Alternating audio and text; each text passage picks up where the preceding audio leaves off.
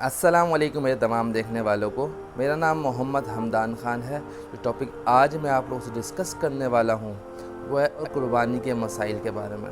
قربانی کے کچھ مسائل کہ قربانی کس پر واجب ہوتی ہے اور کس کو کیسے قربانی کرنی چاہیے اور کس جانور پہ قربانی ہوتی ہے، کس پہ نہیں ہوتی، یہ تمام مسائل انشاءاللہ آج میں آپ کو بیان کروں گا۔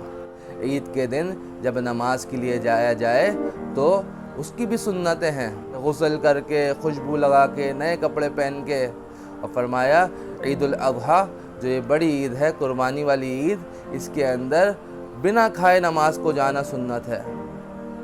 اللہ کے نبی بھی یہی عمل کیا کرتے تھے کہ نماز کے لیے بنا کچھ کھائے جایا کرتے تھے اور نماز کے بعد آ کے کھایا کرتے تھے، تو یہ بھی سنت ہے۔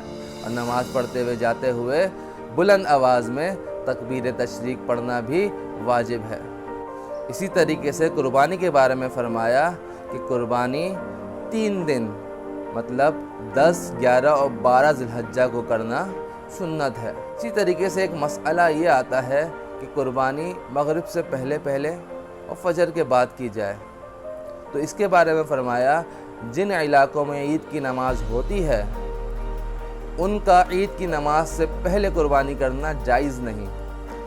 ہاں، عید کی نماز ہو جائے اس کے بعد قربانی کرنا جائز ہے، لیکن کچھ گاؤں دیہات جہاں عید کی نماز نہیں ہوتی وہاں صبح صادق کے بعد قربانی کرنا جائز قرار دیا ہے۔ اسی طریقے سے ایک مسئلہ یہ آتا ہے کہ رات میں قربانی کرنا جائز ہے، تو جی ہاں، ان 3 دنوں میں رات میں بھی قربانی جائز تو ہے لیکن افضل نہیں۔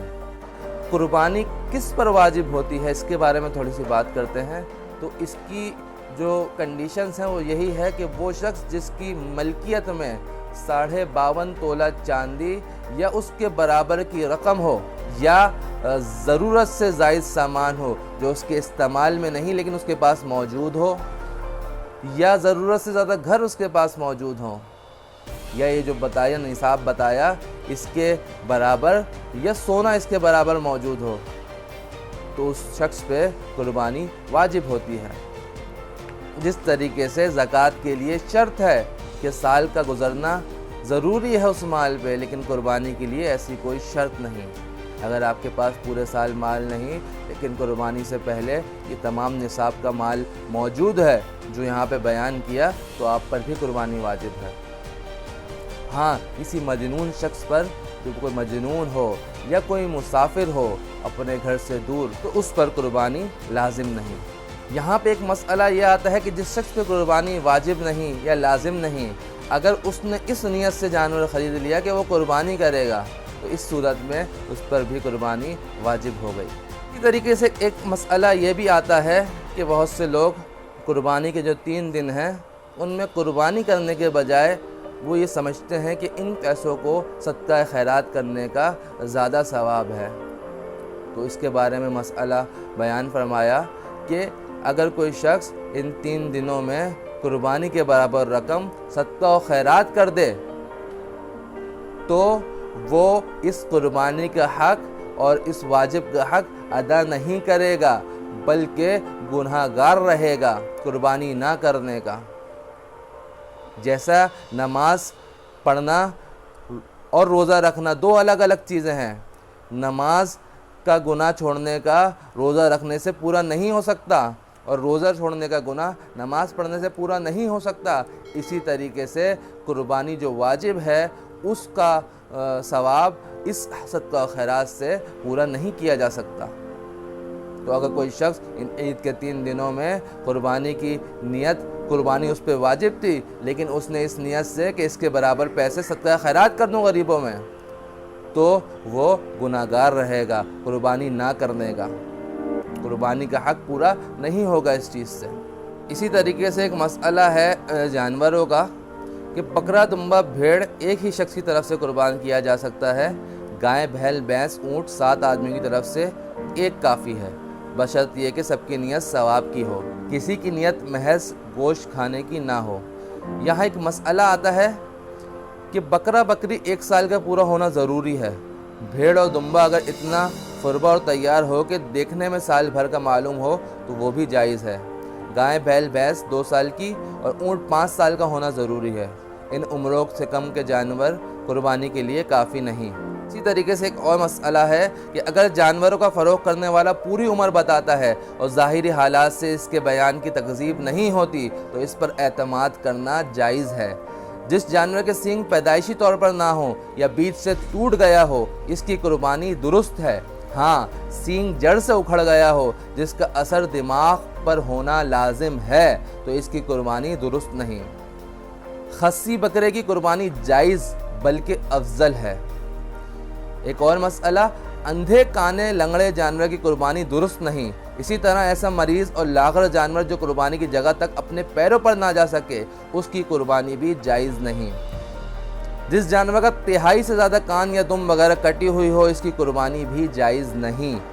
جس جانور کے دانت بالکل نہ ہو یا اکثر نہ ہو اس کی قربانی جائز نہیں۔ اسی طرح جس جانور کے کان پیدائشی طور پر بالکل نہ ہو اس کی قربانی درست نہیں۔ اگر جانور صحیح سالم خریدا تھا پھر اس میں کوئی عیب مانے ہو گیا یا پیدا ہو گیا تو اگر خریدنے والا غنی صاحب نصاب نہیں ہے تو اس کے لیے اسی عیبدار جانور کی قربانی جائز ہے، اور اگر یہ شخص غنی صاحب نصاب ہے تو اس پر لازم ہے کہ اس جانور کے بدلے دوسرے جانور کی قربانی کرے۔ اسی طریقے سے کچھ آداب قربانی ہیں، یہاں بیان فرمائیں کہ قربانی کے جانور کو چند روز پہلے سے پالنا افضل ہے۔ قربانی کے جانور کا دودھ نکالنا یا اس کے بال کاٹنا جائز نہیں۔ اگر کسی نے ایسا کر لیا تو دودھ اور بال یا ان کی قیمت کا صدقہ کرنا واجب ہے۔ اسی طریقے سے قربانی سے پہلے چھری کو خوب تیز کر لے اور ایک جانور کو دوسرے جانور کے سامنے ذبح نہ کرے، اور ذبح کے بعد کھال اتارنے اور گوشت کے ٹکڑے کرنے میں جلدی نہ کرے جب تک پوری طرح جانور ٹھنڈا نہ ہو جائے۔ یہاں پہ ہم لوگ کیا کرتے ہیں ہمارے کسائی حضرات کہ جانور ایک کے سامنے ایک تو دوسرا ذبح ہو رہا ہے اور جانور ٹھنڈا ہونے سے پہلے ان کو جلدی اتنی ہوتی ہے کہ اس کی کھال اتارنا شروع کر دیتے ہیں، تو ایک بڑا مسئلہ ہے کہ ایسا کرنا جائز نہیں ہے۔ اسی طریقے سے قربانی کے گوشت کے بارے میں آتا ہے کہ جس جانور میں کئی حصے دار ہوں تو گوشت وزن کر کے تقسیم کیا جائے، اندازے سے تقسیم نہ کریں۔ دوسرا یہ ہے کہ افضل ہے کہ قربانی کا گوشت 3 حصے کر کے ایک حصہ اپنے اہل و عیال کے لیے رکھے، ایک حصہ احباب و اعزاء میں تقسیم کرے اور ایک حصہ فقراء مساکین میں تقسیم کرے، اور جس شخص کا عیال زیادہ ہو وہ تمام گوشت بھی خود رکھ سکتا ہے۔ قربانی کا گوشت فروخت کرنا حرام ہے۔ ذبح کرنے والے کی اجرت میں گوشت یا کھال دینا جائز نہیں، اجرت علیحدہ دینی چاہیے۔ تو یہ کچھ چند مسائل تھے جو بہت اہم تھے، جو میں نے ضروری سمجھا آپ سب کے لیے بھی اور اپنے لیے بھی بیان کرنا۔ تو اللہ پاک سے دعا ہے کہ میں نے جو کچھ کہا اور آپ نے جو کچھ سنا، اللہ پاک ہم دونوں کو اس پر عمل کرنے کی توفیق عطا فرمائے، اور قربانی کے جو مسائل ہم نے سنے اس پر عمل کرتے ہوئے اسی حساب سے قربانی کا جانور لینے اور اس کی جو گوشت کی تقسیم ہے اور جو عید کے ہم نے طریقے بتائے، مسنون طریقے کہ عید پر کیا کیا کرنا سنت نبی صلی اللہ علیہ وسلم ہے، ان تمام پر عمل کرنے کی توفیق عطا فرمائے۔ وآخر دعوانا الحمد للہ رب العالمین۔